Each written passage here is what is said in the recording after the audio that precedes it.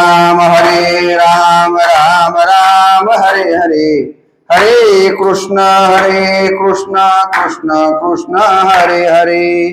हरे राम राम हरे हरे, हरे कृष्ण कृष्ण कृष्ण हरे हरे।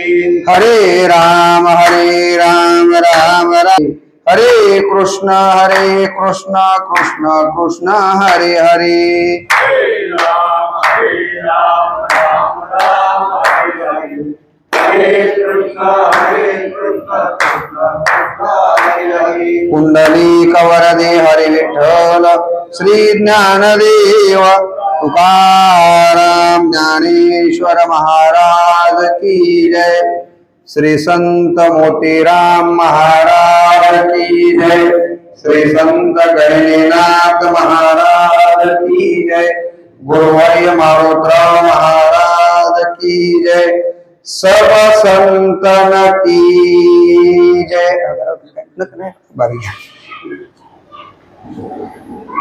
पटकन घ्या व्हिडिओ मध्ये यायला। जानते नि गुरु भजिजे तेने कृत काय होईले। जैसे मूळ सिंचने सहजे शाखा पल्लव संतोषती। प्रस्तुत प्रवचन रूपी सेवेसाठी निवडलेली ओवी माऊली महावैष्णव ज्ञानराजांच्या भावार्थ दीपिका किंवा जिला आपण ज्ञानेश्वरी म्हणतो त्या ज्ञानेश्वरीच्या पहिल्याच अध्यायातील 24वी ओवी आहे। आणि माऊलींनी या ओवीच्या माध्यमातून गुरुचं महत्व विशद केलेलं आहे। काय सांगतात माऊली? माऊली सांगतात की जाणत्या माणसानं काय करावं, भक्तीच करायची झाली तर गुरुची करावी।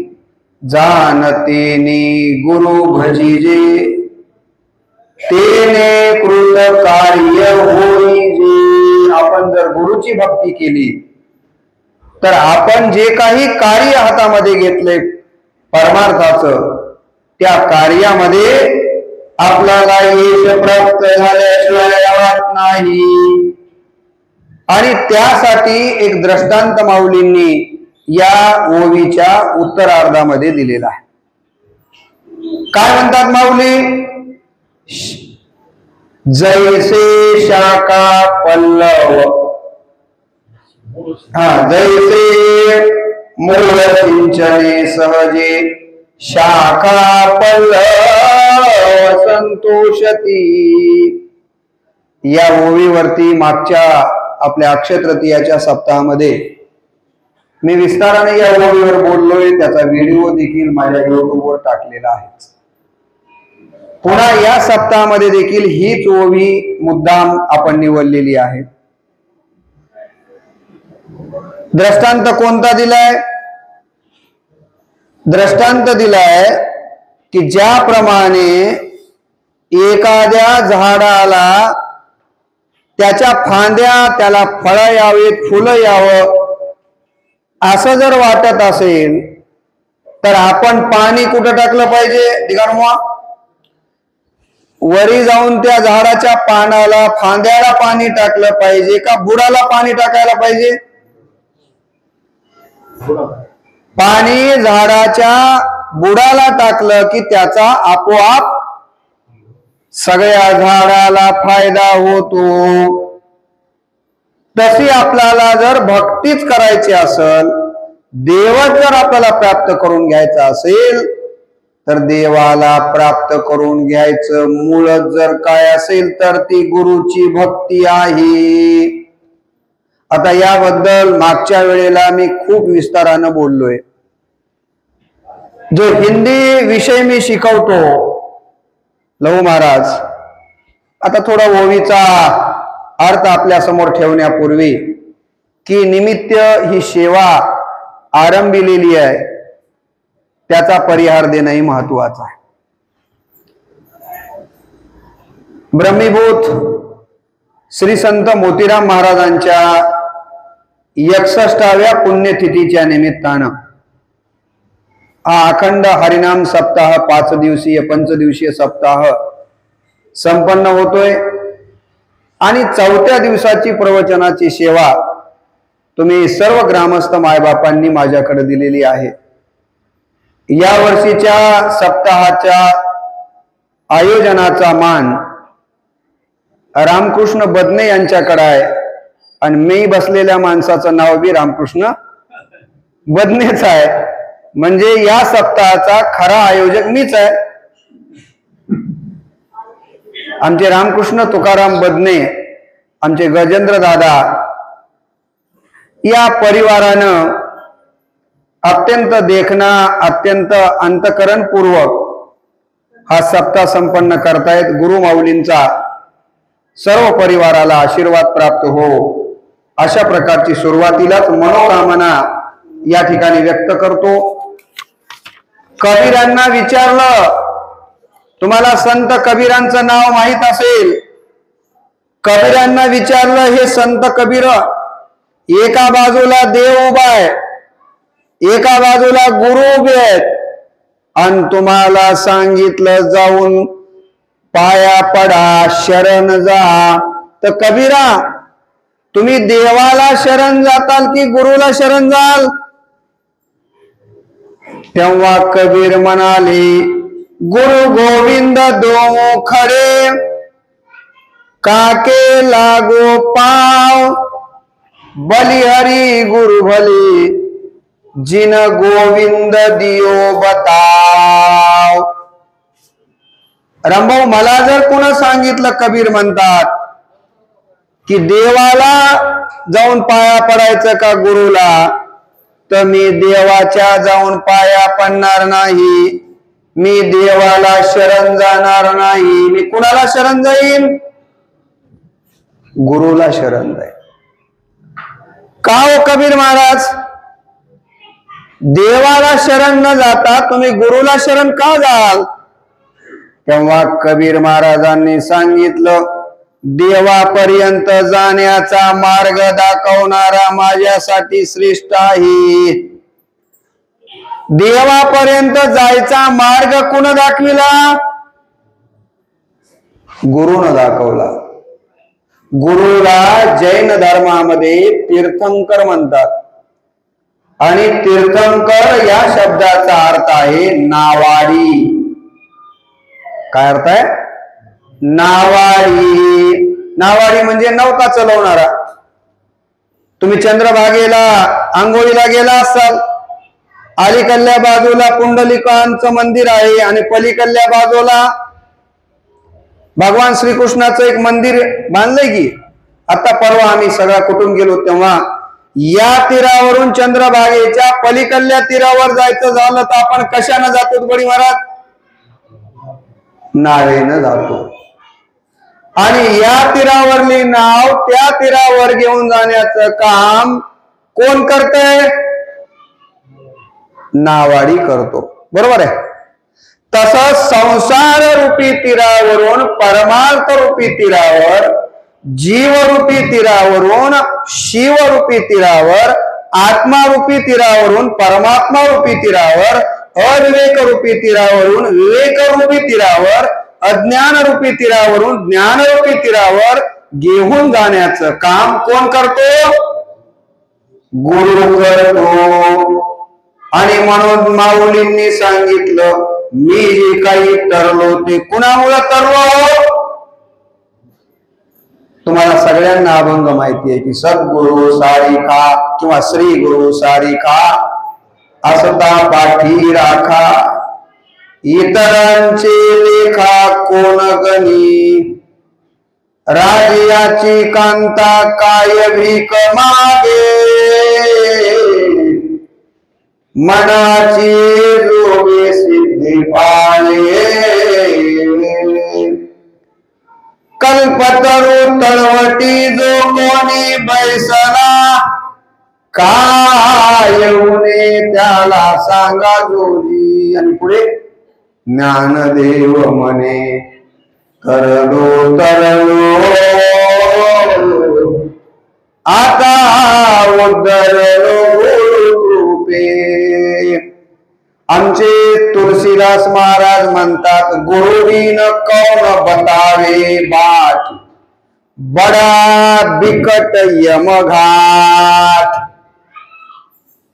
यमाच्या तावडीतून जर आपल्याला सुटायचं असेल तर गोस्वामी तुलसीदास म्हणतात, गुरु शिवाय आपली सोडवणूक कुणीच करणार नाही. मला वाटतं एक अभंग आहे ना, गुरु हा संत कुळीचा राजा, गुरु हा संत कुळीचा राजा, गुरु हा प्राण सकया माझा, गुरु हा प्राण सकया माझा. गुरु विना देवा दुजा, गुरु विना देवा दुजा. असू द्या, आता आपण विस्तार करायचा नाहीये. हो, सगळीकडे पाहता न दिसे त्रिभुवनी.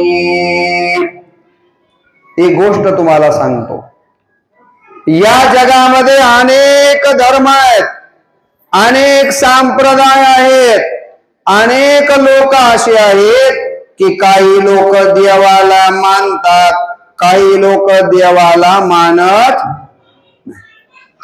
आपल्याकडे एक चारवाक नावाचा माणूस होऊन गेला, तो म्हणतो या जगामध्ये देव नाही.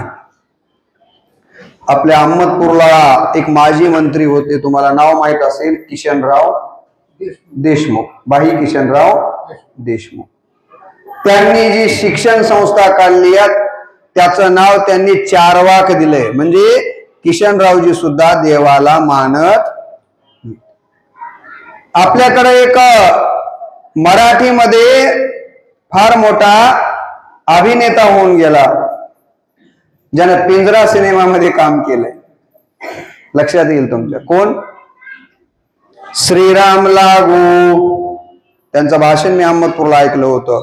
ते म्हणले या जगामध्ये देव नाही, देव नाही म्हणणारे बी या जगामध्ये लोक आहेत आणि देव आहे म्हणणारे लोक आहेत. लक्षात घे मी काय सांगतोय. पण या जगामध्ये देव नाही म्हणणारे बी म्हणतात गुरु आहे, आणि देव आहे म्हणणारे म्हणतात गुरु आहे. म्हणजे देव न मानणाऱ्यांनी सुद्धा कुणाला महत्व दिले? गुरुला महत्व दिलेलं आहे. आपल्या नांदेडला गुरुद्वारा आहे शीख धर्माचा. त्या धर्मानं तर ग्रंथालाच काय मानले? गुरु ग्रंथ साहेब असं म्हणतात. आता मी जास्त विस्तार करत नाही. जगामध्ये सगळे धर्म, सगळे संत कुणाला महत्व देतात? गुरुला महत्व देतात. आणि म्हणून माऊलींची ज्ञानेश्वरी वाचा. ज्ञानेश्वरीमध्ये माऊलींनी गुरु बद्दल किती लिहिले हो. मागच्या प्रवचनात मी फार विस्तारानं बोललोय. पुन्हा आज ओवी का घेतली मी? याच्यासाठी घेतली की आज आपल्या सगळ्यांचे गुरुवर्य मारोतराव महाराज आणि त्यांचे गुरुवर्य मोतीराम महाराजांची 61वी पुण्यतिथी आहे. आणि या निमित्तानं आपल्या गुरु परंपरेचं, मोतीराम महाराजांच्या चरित्राचं थोडस स्मरण व्हावं. गुरु कसे असावेत आणि गुरुचा अधिकार केवढा असतो. खर तर आपल्या देवकरा या गावाला अभिमान वाटावा. देवकरा या गावाची आज भरभराट होते सगळ्या क्षेत्रामध्ये. नोकरदाराच्या बाबतीत, शेतीच्या बाबतीमध्ये, उद्योगाच्या बाबतीमध्ये आज आपलं गाव पुढे आहे. सगळ्याच बाबतीमध्ये पुढे आहे रामकिशनराव. कशामुळं? काल आपल्या उद्धव फड गुरुजींनी, माहितीये संवाद तज्ञ उद्धव फड सरांनी, मुख्यमंत्र्याची सभा होती लातूरला, तर त्या सभेचं सूत्रसंचलन कोण करत होतं? देवकरचा माणूस करत होता. नांदेडला जर कोणता कार्यक्रम असला तर ते माईक आमच्याकडे येतंय. परभणीला कार्यक्रम असले तर आमचे बंधू तिकडे असतात आणि लहू महाराष्ट्र सगळ्या महाराष्ट्रभर गावाचं नाव करतात. राजकारणामध्ये सगळीकडे देवकरा एवढं पुढे का गेलं? मला जर विचारलं तर मी म्हणेन या देवकऱ्यावर गुरुची कृपा आहे. कारण देवकरा गुरु परंपरेला जपणारं गाव आहे लहू महाराज. या गावात मारोतराव महाराजांची पुण्यतिथी होते. मारोतराव महाराजांची समाधी आहे. आपण किती वर्षापासून आपल्या गावामध्ये मोतीराम महाराजांची देखील पुण्यतिथी करतो. आता 61वं वर्ष आहे आणि पुढच्या जवळपास 20-21 वर्षाची बुकिंग सुद्धा झालेली आहे. आणि आपल्या गावावर मारोतराव महाराजांची कृपा आहे. आपल्या गावावर मोतीराम महाराजांची कृपा आहे आणि म्हणून गावावर कुठल्याच प्रकारचं संकट जास्त नाहीये. मी बारकाईने अभ्यास केला. कोरोनाच्या काळात आपल्या शेजारचं गाव, त्या गावातले कोरोनात मेलेल्या माणसाची यादी काढा आणि देवकऱ्यामधले कोरोनाच्या काळात मेलेल्या माणसाची यादी काढा. देवकऱ्यामधले माणसं फार कमी गेले. शेजारच्या गावाची यादी काढा, तिथले बरेच लोक गेले. कारण या गावावर मोतीराम महाराजांची कृपा आहे. आणि त्या मोतीराम महाराजांचं चरित्र आमच्या आई वडील आम्हाला सांगायचे. पण मला असं वाटलं की चरित्र जरा आपण वाचावं. आणि जेव्हा वाचायला लागलो तेव्हा कळालं की मोतीराम महाराज या जगातून कधी गेले हो? 1964 ला गेले. माझा जन्म आहे 68चा. महाराज गेले 64 ला. म्हणजे आमच्या जन्माच्या 4 वर्ष आधीच. दुर्दैवानं आम्हाला मोतीराम महाराज बघायला मिळालेले नाहीये. पण तुम्ही सगळे भाग्यवान आहात की ज्यांनी मोतीराम महाराजांना बघितलं. आम्ही भाग्यवान आहोत की आम्हाला मारोतराव महाराजांची मात्र सेवा घडली. महाराज इथंच बसायचे, रामायण वाचायला लावायचे, महाराजांना वारं घालायची सेवा असेल किंवा अनेक प्रकारची आपण मारोतराव महाराजांची सेवा मात्र आपल्या पिढीला घडली. माझ्यापेक्षा वयानं मोठे असणाऱ्यांना मोतीराम महाराजांचं देखील दर्शन घडलं असेल तर खरोखरच आपण सगळे भाग्यवान आहोत. अशा या मोतीराम महाराजांच्या बद्दलचा विचार मी आज आपल्याला गुरुच्या संबंधानं सांगणार आहे. आपला देश संतांची भूमी, देवाची भूमी म्हणून ओळखला जातो. तुम्ही उत्तराखंड मध्ये जा, हिमाचल प्रदेशामध्ये जा, तिथं गेल्यानंतर तुम्हाला बोर्ड लावलेले वाचायला मिळतात. काय बोर्ड लावलेले आहेत रामकृष्णराव? देवभूमि में आपका स्वागत है. तुम्ही उत्तराखंड मध्ये जा, हरिद्वारला वगैरे तिथं काय बोर्ड लावलेले आहेत? देवभूमि में आपका स्वागत है. कारण देवाची भूमी म्हणून उत्तराखंडला, उत्तर प्रदेश तिकडल्या भागाला समजलं जातं आणि आपला महाराष्ट्र हा संत भूमी आहे. सगळ्यात जास्त संतांनी जन्म जर या देशात कुठल्या राज्यात घेतला असेल तर तो महाराष्ट्रात घेतलेला आहे. आणि त्यापेक्षा देखील आपण भाग्यवान आहोत. त्याच्यापेक्षाही, महाराष्ट्रापेक्षाही जास्तीत जास्त संत आपल्या मराठवाड्यामध्ये जन्माला आले. संत जनाबाईचा जन्म मराठवाड्यात, संत ज्ञानेश्वर माऊलींचा जन्म मराठवाड्यात, निवृत्तीनाथ महाराजांचा जन्म मराठवाड्यात, सोपान काकांचा जन्म मराठवाड्यात, मुक्ताबाईंचा जन्म मराठवाड्यात, नाथ महाराजांचा जन्म मराठवाड्यात. सावतामाळी सुद्धा म्हणतात की औशाच्या जवळ जन्मले, नंतर ते आरणला गेले. नामदेव महाराजांचा जन्म,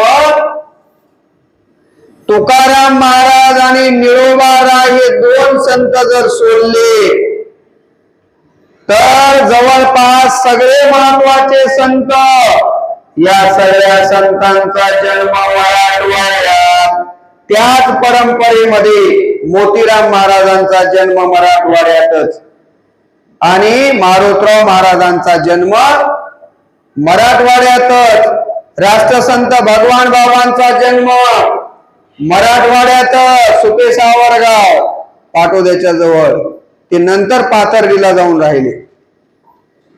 माधव बाबांचा जन्म मराठवाड्यामध्ये. आपल्याला निसर्गानं संपदा दिलेली नाहीये, पण संतांचे जन्म मात्र मराठवाड्यात झाले. त्याच संत परंपरेतले मोतीराम महाराज हे देखील अत्यंत महत्वाचे संत, आणि या संतांच्या बद्दलचा थोडासा विचार मी तुम्हाला सांगणार. मोतीराम महाराजांचा जन्म कुठं झाला माहिती आहे? महाराजांचा जन्म कुठं झाला? महाराजांचा जन्म हा खंडाळी या गावात झालेला आहे. खंडाळी रोकडोबा म्हणून जे गंगाखेड तालुक्यामध्ये गाव आहे, त्या गावामध्ये मोतीराम महाराजांचा जन्म झाला. त्यांच्या वडिलांचं नाव आहे दौलतराम आणि आईचं नाव आहे सरूबाई. सरूबाई आणि दौलतराम यांच्या पोटी खंडाळी या गावी, गंगाखेड तालुक्यातली खंडाळी, इथं मोतीराम महाराजांचा जन्म झाला. गंगाखेड आपल्या जवळ आहे. आपला माणूस कोणताही वारला की त्याची रक्षा राख आपण कुठं विसर्जित करतो? गंगाखेडला. ज्या गंगाखेड मध्ये जनाबाईंचा जन्म झालाय, ज्या गंगाखेड मध्ये मोतीराम महाराज राहिलेत, ज्या गंगाखेड मध्ये मारोतराव महाराज राहिलेत, आणि ज्या गंगाखेडला गोदावरीचा स्पर्श झालाय, एवढं हे पवित्र गाव आहे बरं गंगाखेड. आणि या गंगाखेड मध्ये मोतीराम महाराज ज्यांचं कुटुंब खंडाळी या गावातून नंतर गंगाखेडला राहायला गेलेला आहे. जन्म पहिल्यांदा खंडाळी गावात झाला, नंतर ते कुठं राहायला गेलेले आहेत? गंगाखेडला राहायला गेलेले आहेत. थोडक्यामध्ये मी त्यांचा परिचय आपल्या समोर ठेवणार आहे. असं म्हणतात मोतीराम महाराज 4-5 वर्षाचे झाले, त्यांना शाळेमध्ये शिकायला पाठवलं मायबापानं, परंतु मोतीराम महाराजांचं शाळेमध्ये काही लक्ष लागलेलं नाहीये. लहानपणापासूनच मोतीराम महाराजांना वैराग्याची भावना अंतःकरणामध्ये होती. शाळेत काही मन लागना, शाळेत काही मन लागना. मला कधी कधी नवल वाटतंय, तुकाराम महाराज कोणत्या शाळेत गेले नाहीत तर एवढे अभंग लिहिले. ज्ञानेश्वर माऊली कोणत्या शाळेत गेले नाहीत, तुम्हाला माहित आहे. तसेच मोतीराम महाराज कोणत्या शाळेत गेले नाही. काही दिवस शाळेत गेले, आई वडिलांनी सांगितलं की अरे मोतीराम शिकावं, पण मोतीराम महाराजांचं लक्ष शाळेत नाही आहे. सगळं लक्ष कुठं आहे? भजनामध्ये आहे. दिन रजनी हा चिदंला गोविंद दाचे पोवाडे, गोविंदाचे पोवाडे, दाचे पोवाडे. आणि आई वडिलांच्या लक्षात आलं वर्ग काही शिकत नाही. महाराजांचा जन्म हा मारवाडी समाजामध्ये झालेला होता. आई वडील म्हणाले मोतीराम, अरे आपण मारवाडी समाजामध्ये जन्माला आलोय, काहीतरी व्यापार करावा, काहीतरी उद्योग करावा.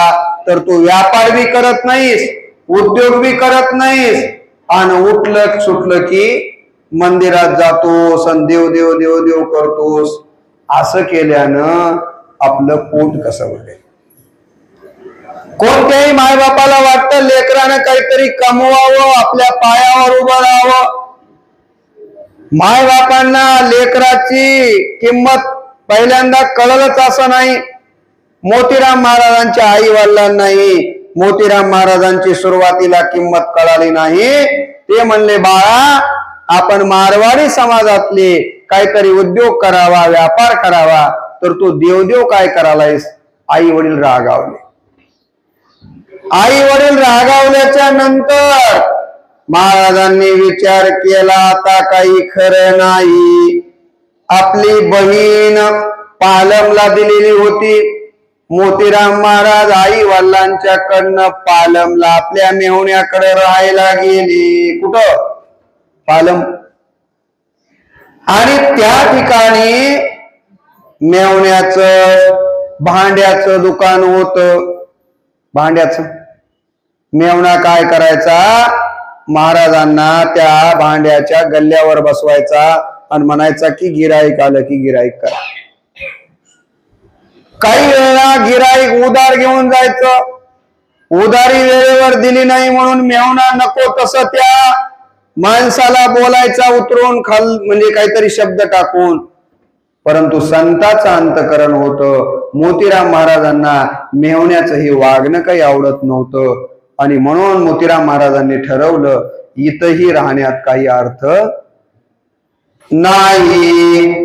आणि मग महाराज तिथून आपला एक भाऊ गंगाखेडला राहत होता, त्या भावाकडे राहायला आले. आता काय करावं, दिवसभर भावाच्या घरी जेवण करावं आणि देवदेव करावं. भाऊजाईला काही ते आवडलं. एवढा जान जमान पोरग झाले, काहीतरी कामधंदा करायचा, ते उठाले खाले टाळ कुटत फिरायले, आमच्याने काही तुला पोसणं होत. मोतीराम महाराजांनी ठरवलं की आता इथंही काही आपला निभाव लागत. हे अवतारी पुरुष असतात. कशाला आलेले ते, आम्ही वैकुंठवासी आलो याची कारणासी, बोलिले जे ऋषी साच भावी वर्ताया. आणि मग ठरवलं की आता या संसाराच्या मोहामध्ये पडण्यात काही अर्थ नाही. आता आपण या जगाच्या कल्याणासाठी काहीतरी केलं पाहिजे. हा विचार मोतीराम महाराजांच्या मनात यायला लागला आणि त्यांना वाटायला लागलं बुडत हे जन न देखवे डोळा, येतो कळवळा मनोनी. आणि ठरवलं की आता आपण काय करायचं, तर फक्त जगाच्या कल्याणासाठी काम करायचं. आणि गुरुच्या शोधामध्ये मोतीराम महाराज निघालेली आहे. आणि त्याच वेळेला त्यांना निवृत्तीनाथ महाराज ठाकूर बुवा यांची भेट झाली. कुणाला? ऐकायला ना तुम्ही? निवृत्तीनाथ महाराज ठाकूर महाराजांची या ठिकाणी त्यांची भेट झाली. आणि या ठिकाणी आपण जे नेहमी मारुतराव महाराजांकडनं ऐकत होतो, सोपान काकाकडनं ठाकूर घरानं ठाकूर बुवा म्हणत होतो की नाही, ती अशी सुरुवात आहे. निवृत्तीनाथ महाराज ठाकूर यांची भेट मोतीराम महाराजांना झाली. आणि या मोतीराम नावाच्या शिष्याला या निवृत्ती बुवांनी जवळ घेतलं आणि मग वारीला महाराजांना सोबत पंढरपूरला न्यावं, आळंदीला न्यावं. जिथं कुठं कीर्तन असेल तिथं मोतीराम महाराज निवृत्ती बुवांच्या बरोबर इकडं तिकडे जायला लागली. आणि आता त्यांच्या अंतकरणातला संसाराबद्दला विराग आणखीनच वाढायला लागला, वैराग्यवंती आणखीनच वाढायला लागला. पण मन म्हणत होत की आपण मारवाडी आहेत, काहीतरी धंदा केला पाहिजे. म्हणून नागठाणा नावाच्या गावी त्यांनी किराणा दुकान टाकलं. पुन्हा पंढरपूर परत आल्याच्या नंतर नागठाणा या गावी मोतीराम महाराजांनी पहिल्यांदा किराणा दुकान सुरू केलं. जसं की तुम्हाला माहित आहे, तुकाराम महाराजांचं चरित्र आणि मोतीराम महाराजांचं चरित्र थोडा फरक एवढाच आहे की तुकाराम महाराज हे संसारी आहेत, त्यांचं लग्न झालेलं आहे. पण तुकाराम महाराजांनी व्यापार केला. इथे सुद्धा सुरुवातीला मोतीराम महाराजांनी दुकान टाकलंय, मेहण्याच्या दुकानावर बसलेले आहेत.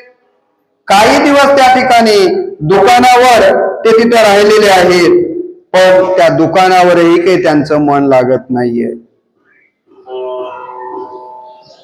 त्यावेळेला निवृत्तीनाथ महाराजांनी सांगितलं की हे मोतीराम, मला असं वाटतंय की तुम्ही दत्त ठाकूर बुवांच्या हातानं माळ घालून घ्यावी आणि दत्त ठाकूर बुवांना गुरु करावं.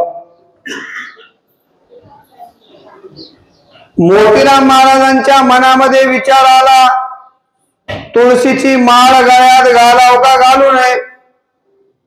कारण त्या काळामध्ये मारवाडी लोक तुळशीची माळ वापरत ते काळ आहे. त्या काळामध्ये मारवाडी माणसांच्या गळ्यात तुळशीची माळ नव्हती.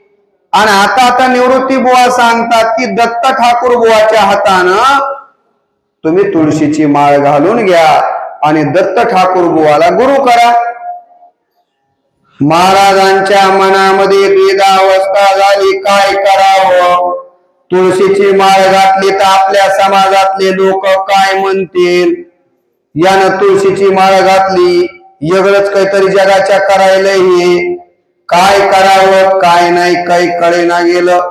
दत्त ठाकूर बुवाला गुरु करावं का नाही, माळ घालाव का नाही, द्विधा मनस्थितीमध्ये मोतीराम महाराज पडले. माझ्या बंधू भगिनींनो, पण देवाला चिंता असते. जसे नामदेव महाराजांना गुरु करण्याची चिंता कुणाला लागली हो? सांगितलंय मागच्या प्रवचनामध्ये, ऐकला नसताल तर एकदा अजून माझा व्हिडिओ काढून ऐका. मागच्या उन्हाळ्यात मी नामदेव महाराजांचं विश्वबा खेचरांचं चरित्र गुरु शिष्याचं सांगितलेलं आहे.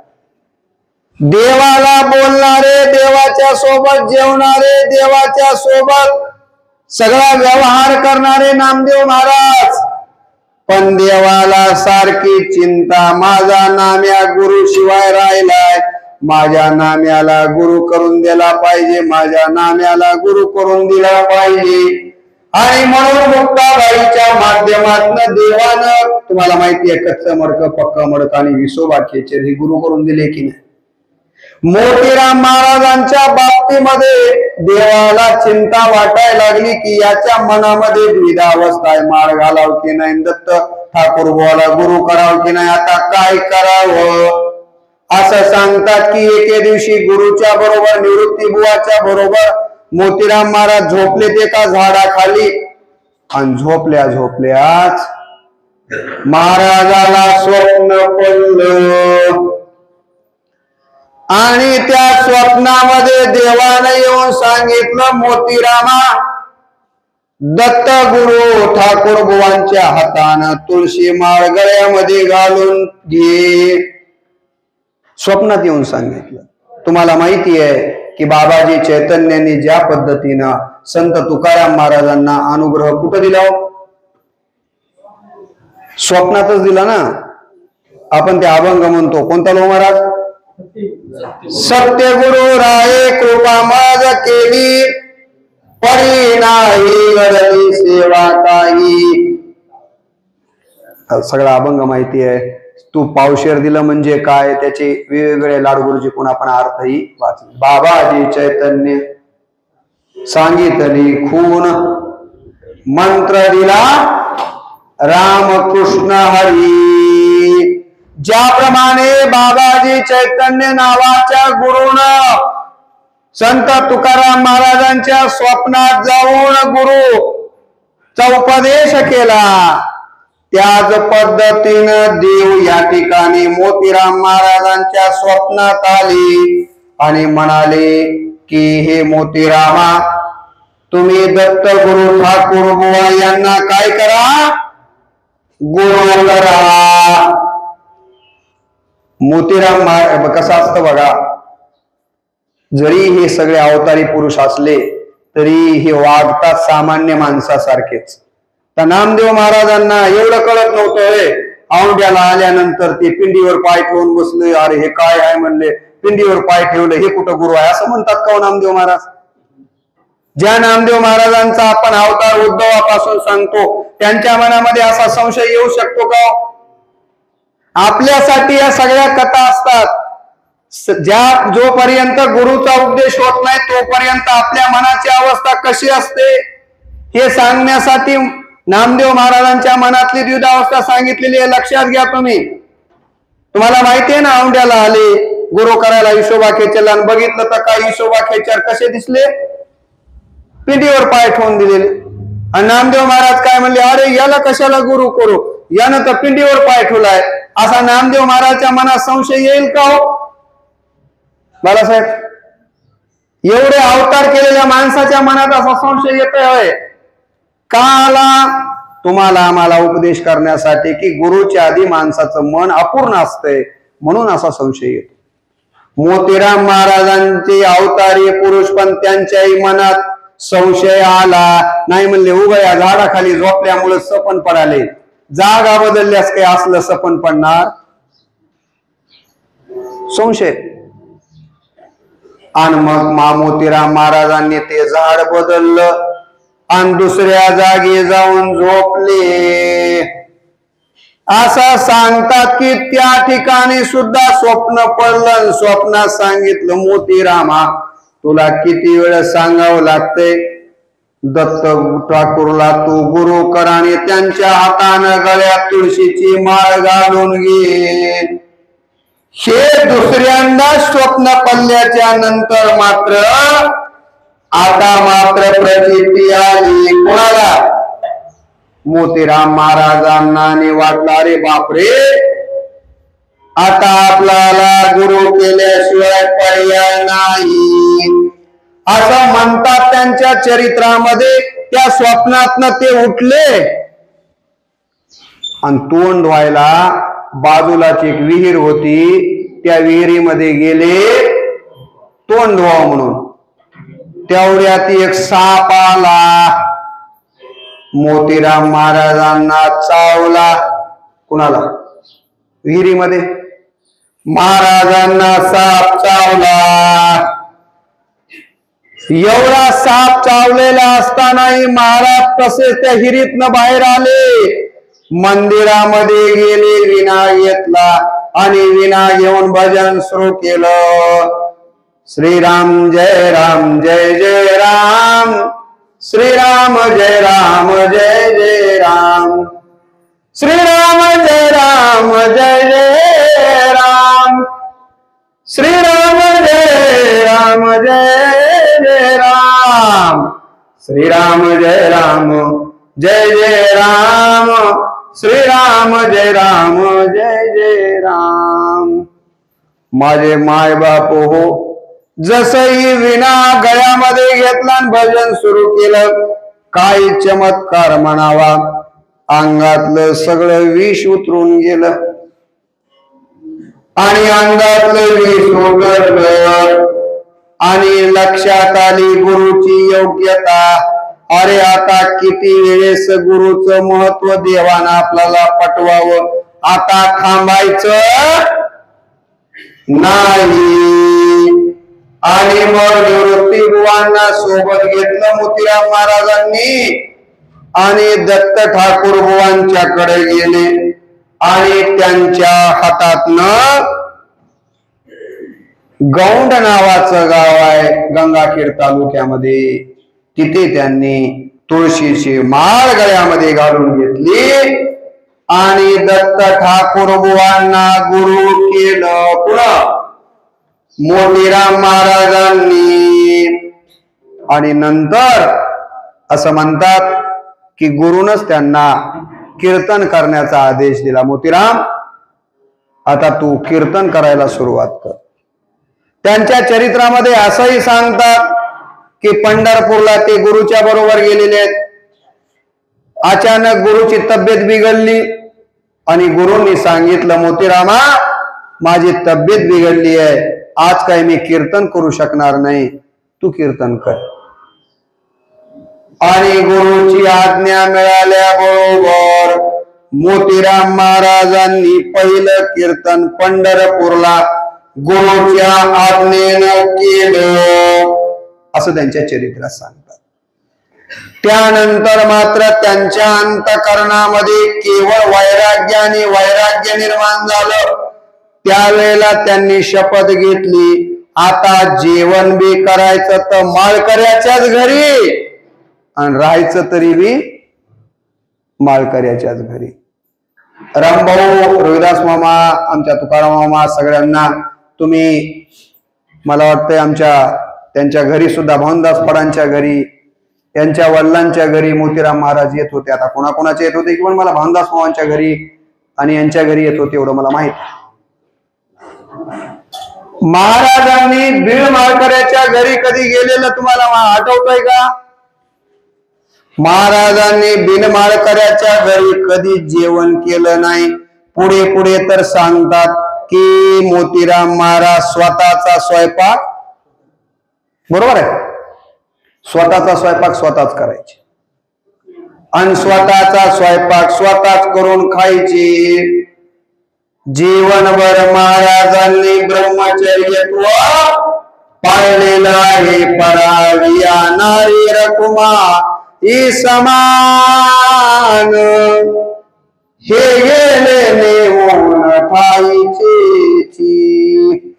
सगळ्या स्त्रिया माता भगिनींच्या दृष्टीनं बघून त्यांनी मारुतीरायांसारखा अखंड ब्रह्मचर्य पाळलं. पुन्हा मोतीराम महाराजांनी. महाराज मंदिरामध्येच राहायचे, स्वतःच हातानं करून खायचे. आणि महाराजांचं महत्वाचं काम काय असेल तर गुरु परंपरेनं जे काही सप्ताह सुरू केले त्या सप्त्यातला एकही नियम मोतीराम महाराजांनी चुकू दिला. अहो नियम तर चुकू दिला नाही, यात काय नवल आहे? आमच्या डोंगर पट्ट्यामध्ये अनेक गावांच्या मध्ये काय सुरू केले? अखंड हरिनाम सप्ताह सुरू केले. देवकऱ्यामध्ये देखील सस्याच्या वाघोरी लावून ससे पकडणारे माणसं होते का नाही?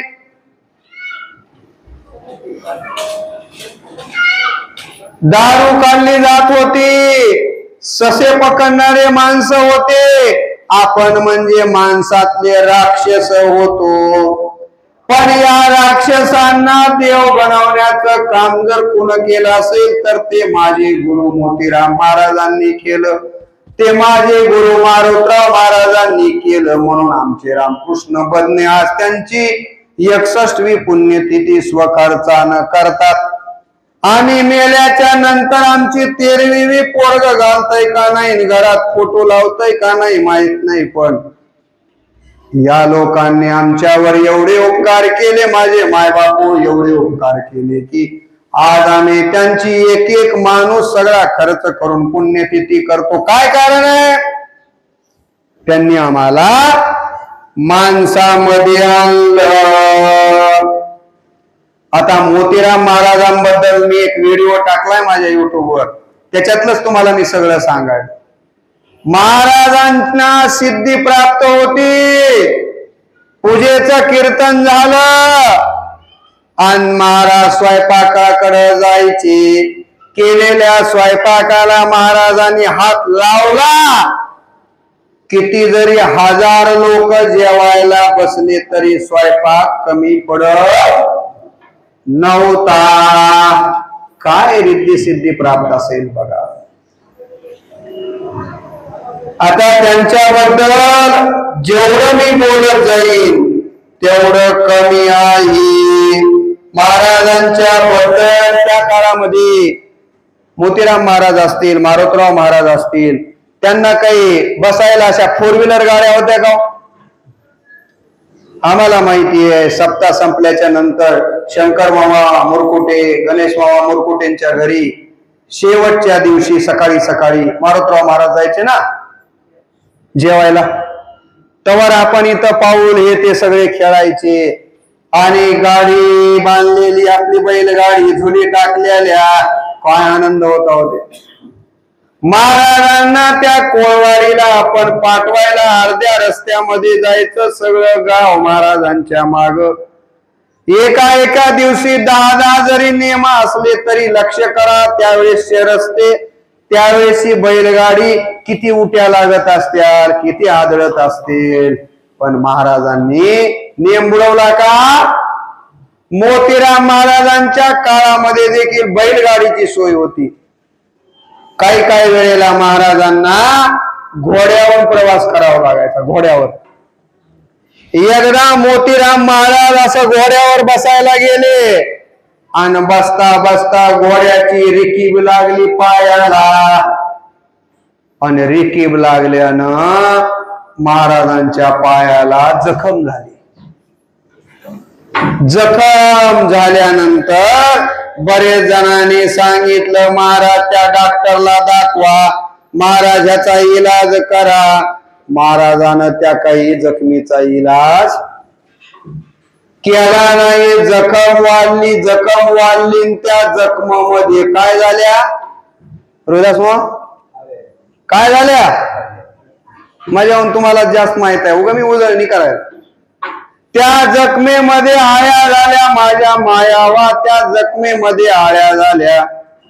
आणि त्या जखमेतल्या आळ्या कशा उपाशी ठेवाव म्हणून मोतीराम महाराज म्हणत केळ घ्यायचे, पट्टी सोडायचे, त्या आळ्याली खायला जे लागते ते ठेवायचे, पुन्हा पट्टी बांधायची.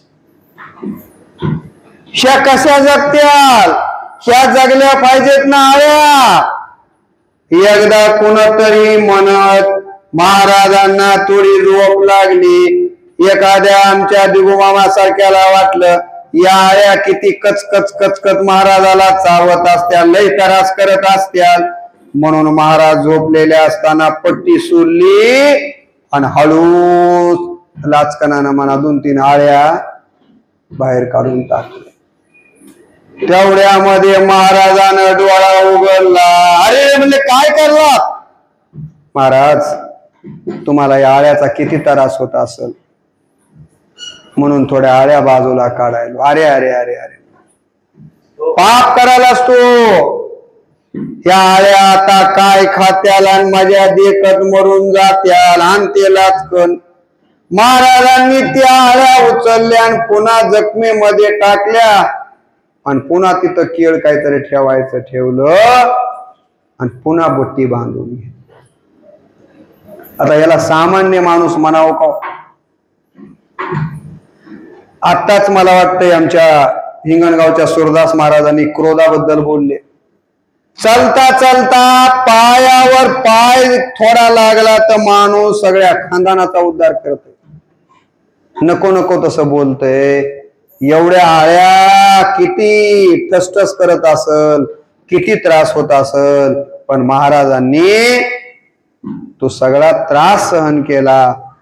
म्हणून कोण्याही जवाचा नवरू मसळ वर्म सर्वेश्वर पूजनाची सर्वभूतांच्या ठाई समत्व हे मोतीराम महाराजांच्या ठिकाणी आपल्याला पाहायला मिळतं. असं म्हणतात की मोतीराम महाराजांच्या तोंडातून निघालेला शब्द कधीच वाया गेला नाही. महाराजांना एखाद्या आडाण्यातल्या आडाण्या माणसालाही म्हणलं चल अभंग म्हण, आणि महाराजाची कृपा झाली की अशिक्षित असलेल्या माणसाली हजार अभंग पाठ व्हायचे. महाराजांचा शब्द देवानं कधीच खाली पडू दिला नाही. एवढा अधिकार माझ्या गुरुवर याचा होता. असं तुम्ही मला वाटतंय आपले नाना सांगता झोलकर महाराज, सोपान काका महाराजांकडनं आपण मोतीराम महाराजांचं चरित्र ऐकलेलं आहे. एकदा म्हणा मोतीराम महाराजांना ह्या गावाला तारीख दिली आणि दुसऱ्या गावाला तारीख दिली, आणि दोन्ही कडबी भजन सुरू झालं. आता एक माणूस दोन्हीकडे कसं जाईल एकाच वेळेला असं सांगतात. हिंगणगावला बी तारीख दिली, देवकरला बी तारीख दिली. आता महाराज कसे जाणार एकाच वेळेला दोन गावाला? आणि दुसऱ्या दिवशी हिंगणगावचा माणूस देवकरच्या माणसाला भेटला आणि म्हणला, काय मोतीराम महाराजांनी रात्री आमच्या गावात सेवा केली व काय अभंगावर कीर्तन केलं. हे देवकरचा माणूस म्हणला, येडायचं काय? महाराज तर आमच्या गावात होते की, आमच्या गावात बोलले महाराज. हिंगणगाववाला म्हणाले आमच्या गावात होते, आणि देवकरवाला म्हणाले आमच्या गावामध्ये होते. एकाच वेळेला दोन ठिकाणी कीर्तन माझ्या मोतीराम महाराजांनी केलं. म्हणजेच महाराजांच्या ठिकाणी कुण कीर्तन केलं? कुण केलं? आमचे बाबू महाराज सांगताय देवानं केलं. ज्या माझ्या गुरुच्या कीर्तनाची सेवा खाली पडू नये म्हणून साक्षात पंढरीचा पांडुरंग मोतीराम महाराज झाला. त्या मोतीराम महाराजांच्या पुण्यतिथीचा कार्यक्रम आपण करतोय. याच्या इतकं भाग्य या जगाच्या पाठीवर दुसरं नाही. म्हणून रामकृष्णराव तुम्हाला आता आयुष्यामध्ये कोणत्याच गोष्टीची कमतरता नाही. माझ्याही बंधून योगीराजनं पहिल्या वर्षी केला ना, तिथूनच सप्ताहाची वैयक्तिक या ठिकाणी सुरुवात झाली. महाराजांचा आशीर्वाद माणसाला प्राप्त झाला की आपल्याला आयुष्यामध्ये काहीही कमी पडत नाहीये. दिग्रस नावाचं गाव आहे गंगाखेड तालुक्यामध्ये. त्या गावामध्ये नामदेव नावाचा एक भजन्या होता. महाराज गेले मंदिरामध्ये. आता माहीतच असते ना महाराज आले. आता आपल्याकडे कोणतेही महाराज आले की आपल्याकडे कित्येक वर्ष इना कोण घेत होत? गणेश बुवा. मला आठवण येते त्यांची नाही.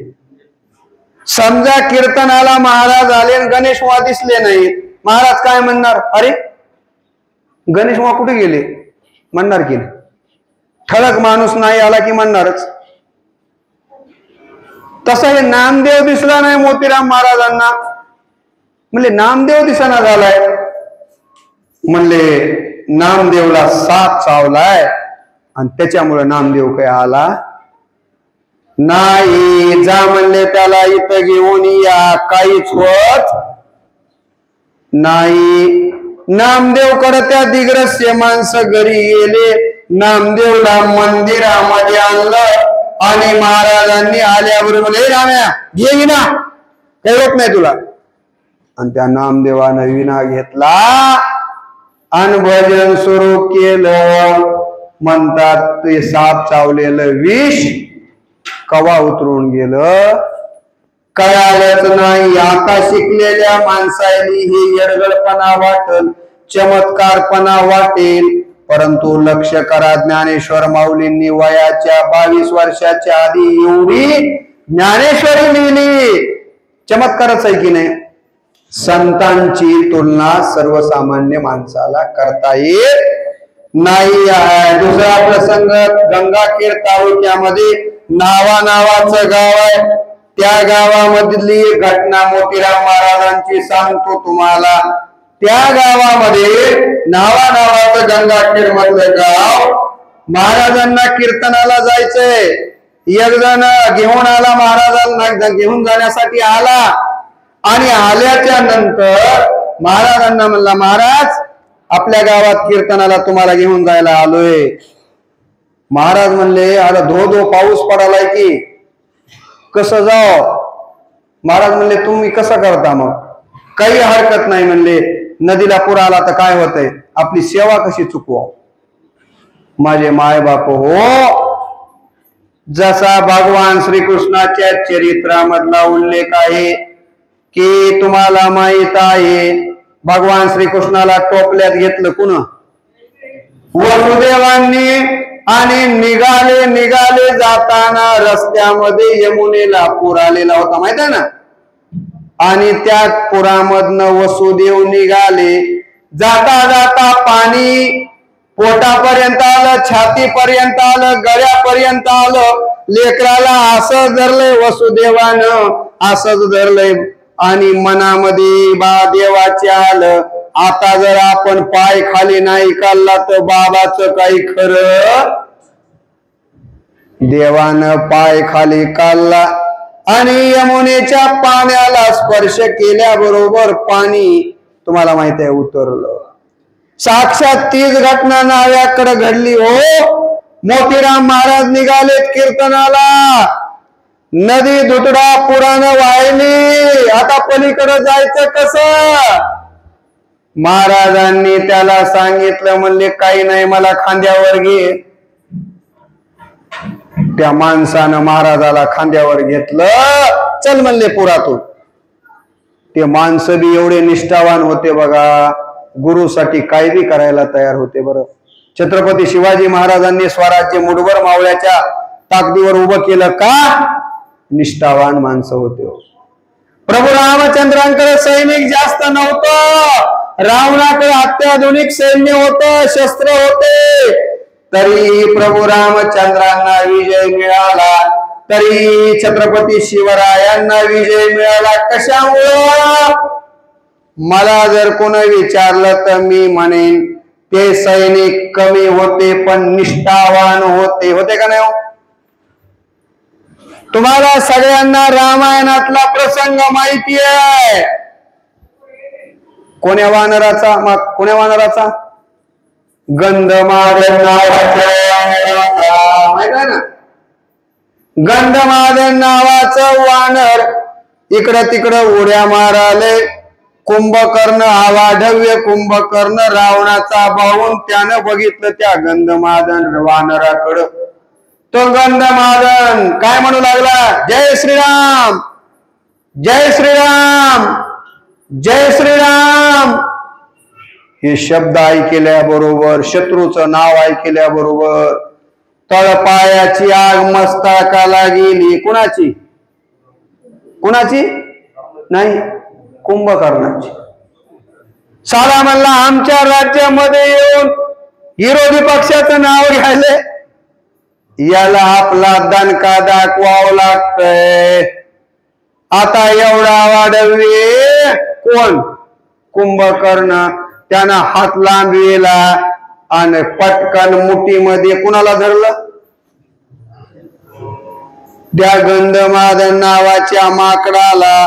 त्याच्या हातामध्ये गंधमादन माकड म्हणजे आपल्या हातात एखादं चिरट यावं तेवढंच, आणि हातामध्ये धरलं आणि त्या गंधमादनाकडं कुस्तीत भावनेनं, म्हणजे काय म्हणावं आता त्याला, कोणता शब्द म्हणावं बाबा, म्हणजे असं आपण म्हणतो की काय त्याचं काय खरं आहे, अशा भावनेनं बघितलं. हे म्हणला येड्या माकडा कुणाचं नाव घ्यायलायस?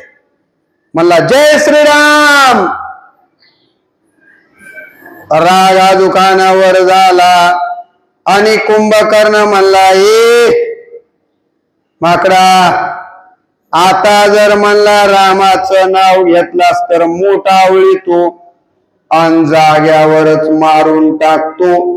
आता तुला सोडीत नाही. तुला जर सुटायचा असेल, तर एक मार्ग आहे, त्या मार्गानं तुला सुटता येते. नुसतं सुटताच येत नाही तर तुला फायदे ते मी देतो. एक काम कर. तुला काय करू?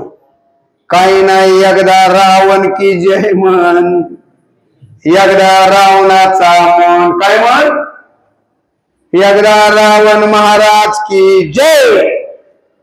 मी रावणाचा एकदाच म्हण. तुला मारीत बी नाही आणि तुला लागल ते सोनं चांदी जे लागते ते देतो. असं ऐकल्याबरोबर ते वानर एवढं निष्ठावान होत, माझे मायबाप हो. हे ऐकल्याबरोबर यानं लहान आवाजात जय श्रीराम म्हणता म्हणता जय श्रीराम म्हणून जोरात अजून जास्तच घोषणा दिली की हो. और म्हणलं हे विरोधी पार्टीचं तर लई जोरात नाव घ्यायलंय. रागाच्या भरामध्ये माझे मायबाप हो, त्यानं अशी मोठावळल्याबरोबर त्या गंधमादनाच्या शरीरातनं रक्ताच्या चिळकांड्या बाहेर पडू लागल्या. तोंडातून रक्ताच्या उलट्या वाहू लागल्या, सगळी कोण रक्तच रक्त वाहू लागलं. पण आता तरी रावणाचा मन नाही तर अजूक मोठा वळली की तुझं काही खरं नाही. त्यावेळेला गंधमादन नावाचं वानर म्हणाल, हे कुंभकर्णा, तुझ्यासारख्या 100 कुंभकर्णांनी 100 वेळेस जरी मोठावळून मला मारून टाकलं तरी मग शेवटच्या श्वासापर्यंत मी रामाचा, मी रामाचा, मी रामाचा आणि मी रामाचाच म्हणत म्हणत त्या कुंभकर्णानं लई मूठ आवळली हो, आणि त्या सरसी गंधमादनाचा प्राण गेला. पण या वानरानं आपल्या स्वामीची निष्ठा सोडली नाही. असे भक्त होते या देवकऱ्यात मी बघितलंय. शिकलेले कमी होते पण आपल्या गुरुवर काय सेवा करायचे. फॅनची सोय नव्हती, लाईट नव्हती, तर मारुतराव महाराजांना आपण वारा घालत होतो की 2-2 तास 3-3 तास माणूस वारा घालायचा. कधी कटाळा केला का? आमच्या हाताच्या पोराला फॅन बंद कर म्हणलं तर गुरकून बघतोय. मला सांगाला आता त्यानं वारा कवा घाला. गुरुवर निष्ठा होती. मी का सांगतोय तुम्हाला, त्या नाव्याच्या गावाला घेऊन जाणाऱ्याला सांगितलं मोतीराम महाराजांनी मला खांद्यावर घे. एखादा म्हणला असता घे म्हणाले, आता पुरात चल म्हणील, आणि कवा त्याचं काय महाराजाचं व्हायचंय ते पुन्हा होईल. मी पहिल्यांदा वाहून जाईन की म्हणला असता तुझं कीर्तन बी नको आणि तुम्हाला घेऊन जाणं बी म्हणलं असतं का नाही एखाद. पण त्यांची देखील मोतीराम महाराजावर श्रद्धा. गुरुमाऊली हरकत नाही. त्यानं खांद्यावर घेतलं, महाराजांना खांद्यावर घेतलं आणि पुरामध्ये गेली. गेल्याबरोबर महाराजांचा अंगुली निर्देश पाय पाण्याला लागल्याबरोबर म्हणतात पाणी स्थिर झालं आणि महाराज गावाला गेले. महाराजांचं कीर्तन. आता किती चरित्र सांगू तुम्हाला. रामकृष्ण महाराजांनी मला कितीचा वेळ दिला? 6चा दिलाय का? चालतंय, पंगत आहे पुढे 6च की. तुमचं कसं चाललंय चलू द्या. दोघं चालले होते रस्त्यानं, कोणाचीच कोणाला ओळख नव्हती. एकानं दुसऱ्याला विचारलं, म्हणजे आपण काय करताव? म्हणला डॉक्टर आहो. मग द्या की इंजेक्शन. तसं मी काही अनोळखी नाही, तुमच्या घरातला माणूस आहे. आणि गुरुचं चरित्र सांगताना खरं तर आपण या ठिकाणी आकर्त घेऊ नये, परंतु पुढच्या कार्यक्रमांना अडचण येईल. मला इथून आता मुखेड गाठायचंय, देगलूर गाडी गाठायची आहे, कारण उद्या सकाळी 8:30 वाजता ध्वजारोहण आहे. गेलं पाहिजे, नाही सकाळी काही मी पोहोचू शकणार नाहीये. जाऊ द्या, लांबचे उदाहरण नको. आपल्या शेजारी पिंपळदरी नावाचं गाव आहे. त्या पिंपळदरी गावामध्ये मोतीराम महाराजांनी शब्द टाकला की या दिवसामध्ये, आताच्या दिवसामध्ये सुद्धा आंब्याला आंबे येतील म्हणले. कोण? मोतीराम महाराज. आता हे काय इथं बी आलेत आंबे. आता हे काय आंबे यायचा काळ आहे का? महाराजांच्या तोंडातनं शब्द गेला की या काळामध्ये, श्रावण महिन्यामध्ये या काळात आंबे येतील. पिंपळदरीच्या माणसाने सांगितलं तुम्ही काही चिंता करू नका, येतील म्हणजे येतील. तेव्हा दसऱ्याला. आणि तेव्हापासून बाबा महाराजांना बरीच माहिती आहे, आजही आंबे येतात. आता दुसरं उदाहरण त्याच्या अलीकड, पिंपळदरीच्या अलीकडचं उदाहरण आहे मुळवंच. आमच्या गावात मुखेडला वगैरे सांगितलं की आमच्या प्राध्यापकांना वगैरे नवल वाटते. म्हणलं वर्षाच्या आधी खोदलेलं असतंय म्हणलं ते चुलवण, आणि वर्षाच्या नंतर जेव्हा स्वयंपाक करायचा असतंय म्हणलं पूजेच्या कीर्तनाचा शेवटच्या दिवशी इस्तू आपोआप निघतोय. तर लोकांनी नवल वाटतंय वर्षभर कुठं इस्तू राहतंय का?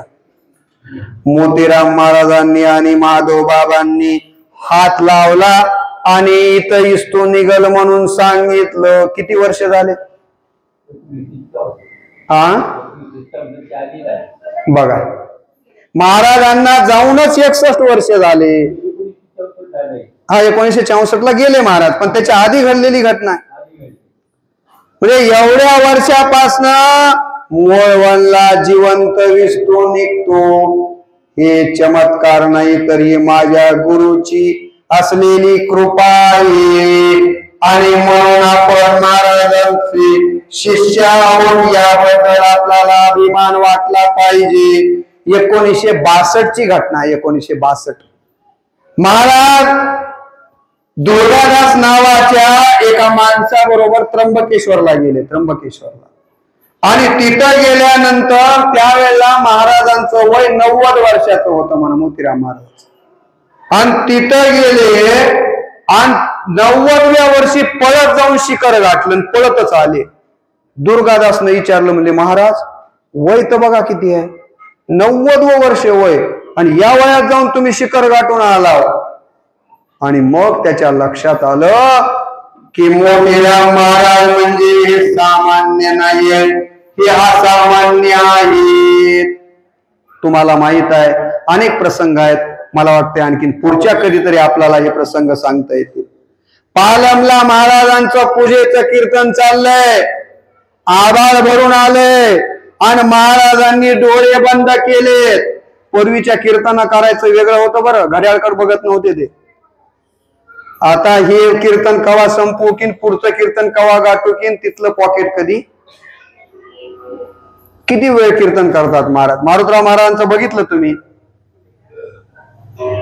मोतीराम महाराज पालमला पूजेचं कीर्तन चालू आहे, महाराजांनी डोळे बंद केलेत आणि महाराजांचं भजन चालू आहे.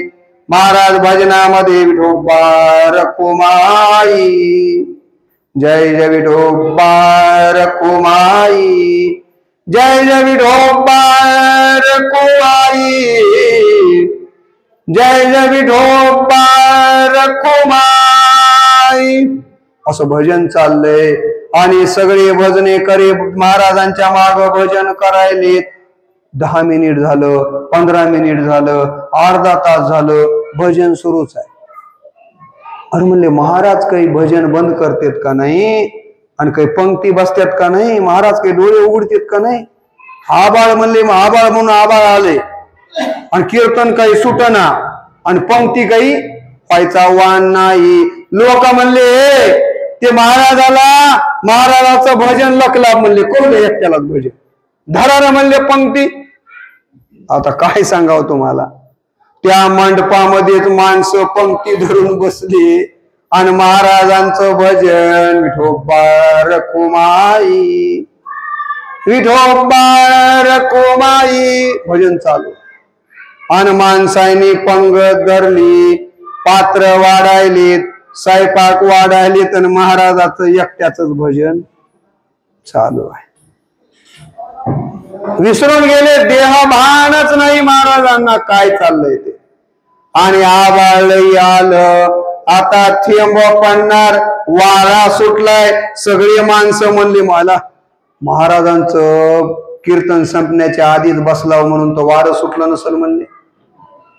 पाऊस तर याचा काय देवानं बुद्धी दिली की तेवढ्यात महाराजांची तंद्री सुटली. खरं सांगतो हे महापुरुषांना कधी तंद्री लागल. रामकृष्ण परमहंसांच्या जीवनातला प्रसंग आहे. रामकृष्ण परमहंस विवेकानंदांचे गुरु, फार सुंदर चरित्र आहे त्यांचं. ते म्हणा एकदा पूजेला बसले की 3-3 दिवस उठायचेच नाही. तंद्री लागली की कळायचंच नाही, अंगावर साप आला काय, इचू आला काय चाललंय काहीच लक्षात यायचं.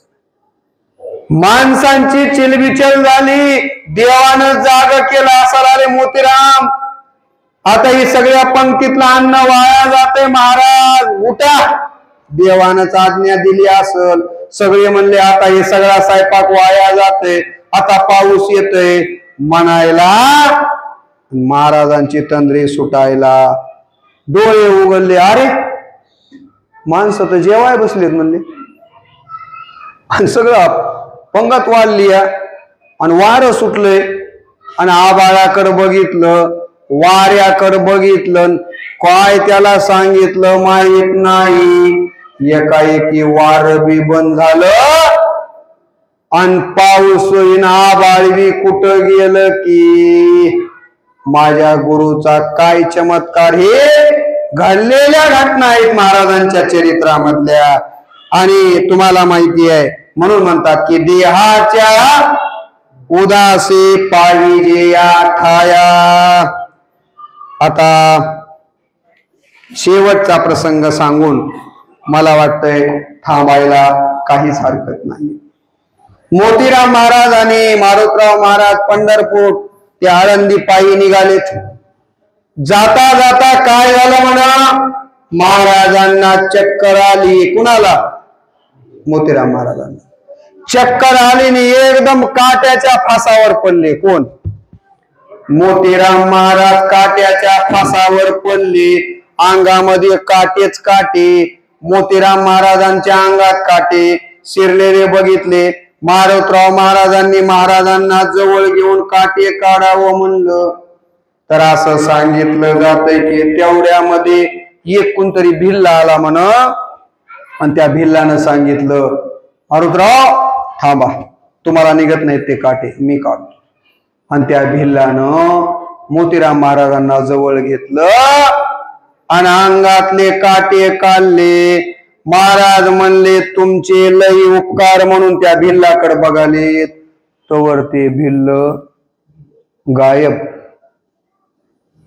टचकन पाणी आलं मारुतराव महाराजांच्या डोळ्यात. अरे अरे अरे अरे, माझ्या गुरुच्या अंगातले काटे काढायला पंढरीचा पांडुरंग भिल्लाच्या रूपामध्ये आला आणि माझ्या गुरुच्या अंगातले काटे देवानं काढले. माझ्या गुरुच्या अंगातले काटे देवानं काढले. किती प्रसंग आहेत मोतीराम महाराजांच्या जीवनामध्ये.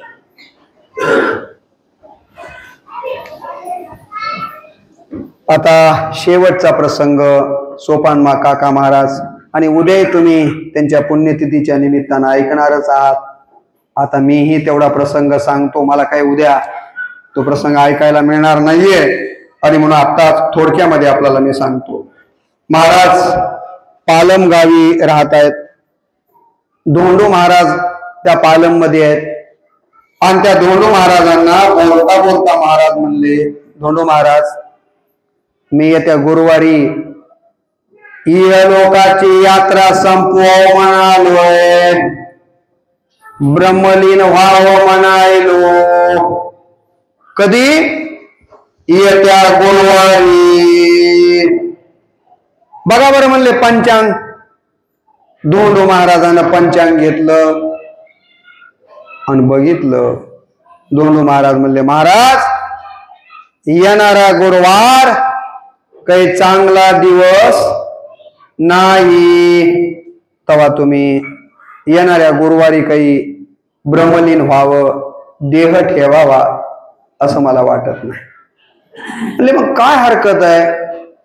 हे गुरुवार नाही, पुढचा गुरुवार. परवा सोनखेडला लाडगुरुजींचं एक कीर्तन ऐकलं मी.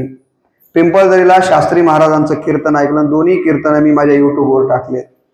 फार सुंदर बोलले महाराज. मरण माझे मरोनी गेले, मज केले अमर, मज केले अमर, मज केले मरणाही आधी. हा एक अभंग एका महाराजांचं कीर्तन टाकलंय मी. मरणाही आधी राहिलो मरोनी. मरणाच्या आधीच हे सगळं जग सोडून गेलेले असतात बी नसतात बी. त्या सगळ्या लीला तुमच्या आमच्यासाठी आहेत. नाथ महाराजांच्या चरित्रातला तुम्हाला प्रसंग माहिती आहे ना. नाथ महाराजांनी किती वेळेस मरण चुकवलं, पुढे ढकललं. हो रामभाऊ, किती वेळेस? लव महाराज एकदा निघाले, त्यांची अंतविधी निघाली, प्रेत निघाला आणि एकुलती एक पोरगी तिचं बोळवण करून निघाली होती. आणि त्या बोळवण करणाऱ्या माय बापाला कळालं ते नात मेलं म्हणून. माय माय म्हणली त्याला मारायला हीच येळ होती का? माझ्या बायलिकीची बोळवण करायची, ह्यानं मरून बसलो. महाराजांना कळालं, अरे म्हणले आपल्या मरणामुळे त्याला त्रास होत असेल तर म्हणले आपलं मरण कॅन्सल. पुढच्या आठवड्यात पुढच्या षष्टीला जाऊ. पुढच्या षष्टीला महाराजांनी ठरवलं आता देह ठेवायचा. महाराजांनी देह ठेवला आणि तुम्हाला माहित आहे मेल्यानंतर शेवट आपला कोणाच्या खांद्यावर जावं लागतं. आमच्या अण्णाचं सगळं गजूदादांच केलं ना, आमच्या सगळं बरचस त्यांनीच केलं. मग प्रवचनाला एवढा बेजार होऊन का आलो, खांदा द्यायला हेच लोक लागणार आहेत. भावकीला विसरून कसं जमल. काय झालं, नाथ महाराजांना देह ठेवला आणि त्या लोकांच्या मनात अहंकार आला. कुणाच्या? भावकीच्या. तर म्हणजे लईच मोठे पण सांगत होत ना असं तसं, शेवटी आमच्याच खांद्यावर जावं लागायला का नाही. महाराज म्हणले एवढा अभिमानी आलाय तुम्हाला, एवढा अभिमानी आलाय. म्हणले मरणा कॅन्सल. ताटीवर उठून बसले, म्हणले उतरा रे खाली. अरे बाबा म्हणले काय आगाव, आवडच काम झालं. महाराजानं मरण टाळलं आणि तिसऱ्यांदा महाराजांनी ही संधी कुणालाच दिली नाही. स्वतःच महाराज गोदावरीच्या पात्रामध्ये गेले. तुम्हाला चरित्र माहित असेल नसेल तर ऐका. 600 व्हिडिओ टाकलेत मी. तुम्ही म्हणताल हे स्वतःच काय सांगाले. माझा उद्देश एवढाच आहे की केलंय तर त्याचा फक्त फायदा घ्या. नाथांच्या वरती मी केलेत व्हिडिओ आणि शेवटाला महाराजांनी कोणालाच त्रास होणार नाही, कोणाच्याच खांद्यावर नग म्हणून स्वतःच गोदावरीमध्ये गेले, स्वतःच पाण्यामध्ये देह समर्पण केला. तसं मोतीराम महाराज म्हणले आपलं जर हे गुरुवार शुभ नसल तर मरणा कॅन्सल, पुढच्या गुरुवारी. आणि मग महाराजांनी पुढचा गुरुवार चांगला म्हणल्याच्या नंतर सगळ्या गावोगाव कळालं मोतीराम महाराज फळ्याला पुढच्या गुरुवारी देह ठेवणार आहे. तो त्यावेळेला काही असे मोबाईल आणि फोन नव्हते. सगळ्यांनी कळालं, सगळे भजने. आता मी फार विस्तार करत नाही. गुरु घराण्यातल्या ठाकूर बुवांना देखील त्यांनी देह ठेवताना बोलवलेलं होतं, माहितीये ना.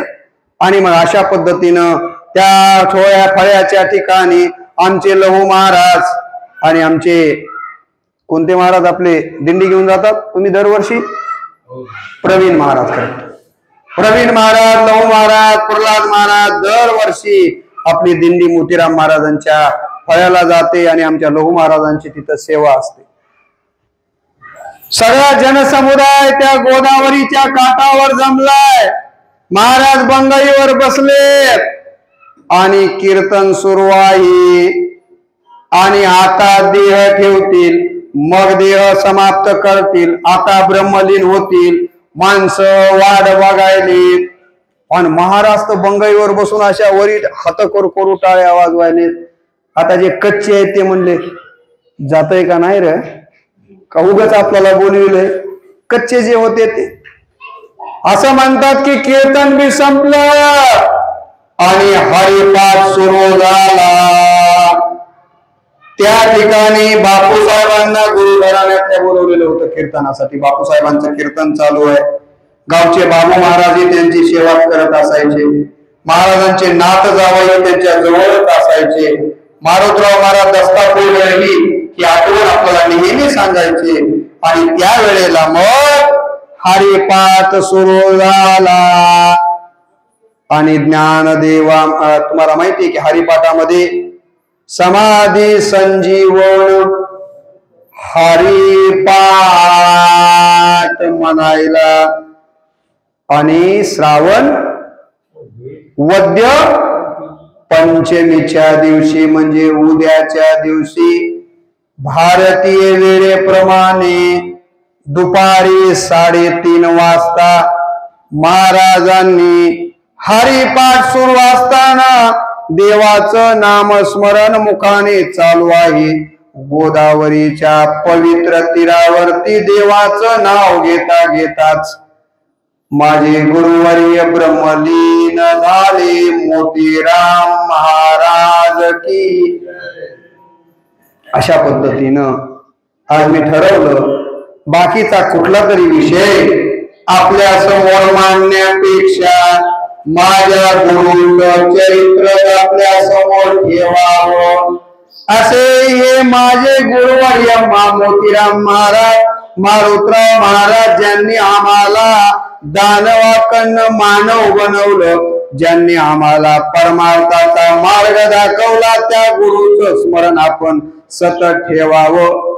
ज्यांच्या ज्यांच्या कानावर माझे शब्द जात आहेत, जे माळ घातले नसतील त्यांनी गळ्यामध्ये माळ घालावी आणि या 5 दिवसामध्ये कुठल्याच प्रकारचं मद्य आणि मांसाचं सेवन होणार नाही। गावाचं नाव देव करा।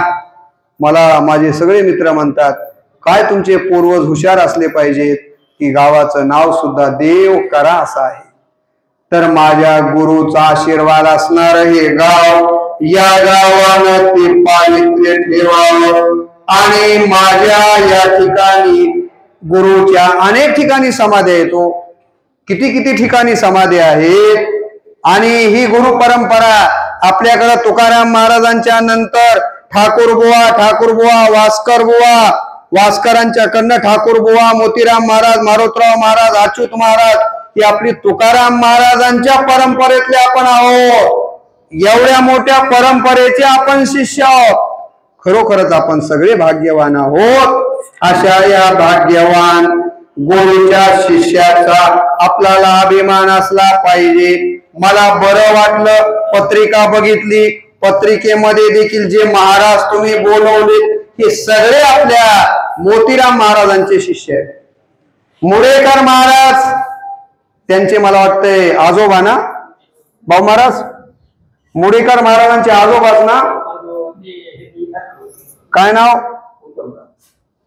नाही ज्ञानोबा महाराज सिंदगीकर एक आणि दुसरे ज्ञानोबा महाराज मुडेकर, अरबुजवाडीकर आपल्याकडे सुदाम मोहनांच्या घरी येत होते, काय नाव आहे त्यांचं विसरलं। हा, श्रीराम महाराजांची परंपरा पुढे चालवतात ना सिंदगीकर महाराज का? हा, सिंदगीकर।